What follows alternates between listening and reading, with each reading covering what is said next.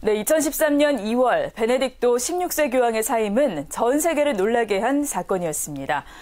이른바 바티리스크 사건으로 불리는 교황청 내부 비리 폭로 사건 등으로 골머리를 앓던 시기에 종신직으로 여겨진 교황의 사임은 12여 가톨릭 신자는 물론 지구촌을 충격에 빠뜨리기에 충분했는데요.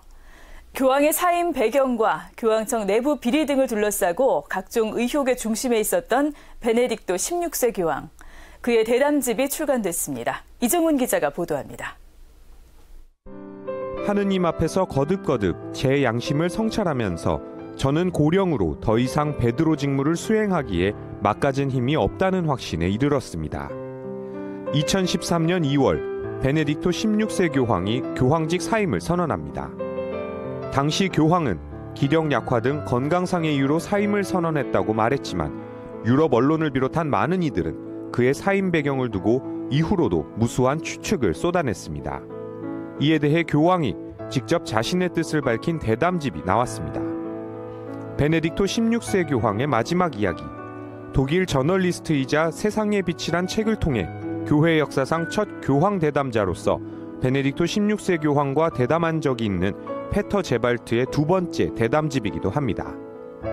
가톨릭 출판사가 내고 전주교구장 김선태 주교가 옮긴 이 책은 당시 급작스러운 질병이냐, 음모와 협박 때문이냐는 등 한간의 무성한 말들에 대해 교황이 직접 당시 자신의 의도를 밝히고 있습니다.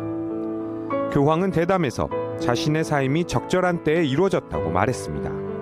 2012년 보낸 긴 휴가 중 사임을 결정한 베네딕토 16세 교황은 오로지 하느님과의 대화를 통해 중대한 결심을 내렸다고 답합니다. 사임을 선언한 그날이 특별한 고통의 날은 아니었다면서 더 이상 사도자의 직무를 수행할 수 없고 주님께서도 더 이상 그 직무를 원하지 않으셨으며 그 짐에서 해방시켜 주시려 한다는 것을 확신하게 됐다고 했습니다.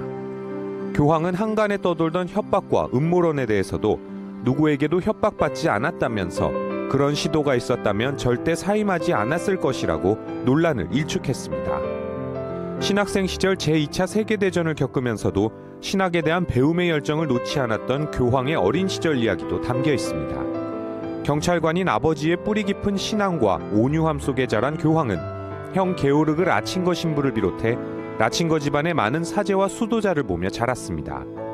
교황은 사제가 된 것에 대해 이상하게도 하느님이 자신에게 무언가를 바라시고 기대하신다는 것을 느꼈다며 그것이 사제직과 연결돼 있음을 확신했다고 말합니다.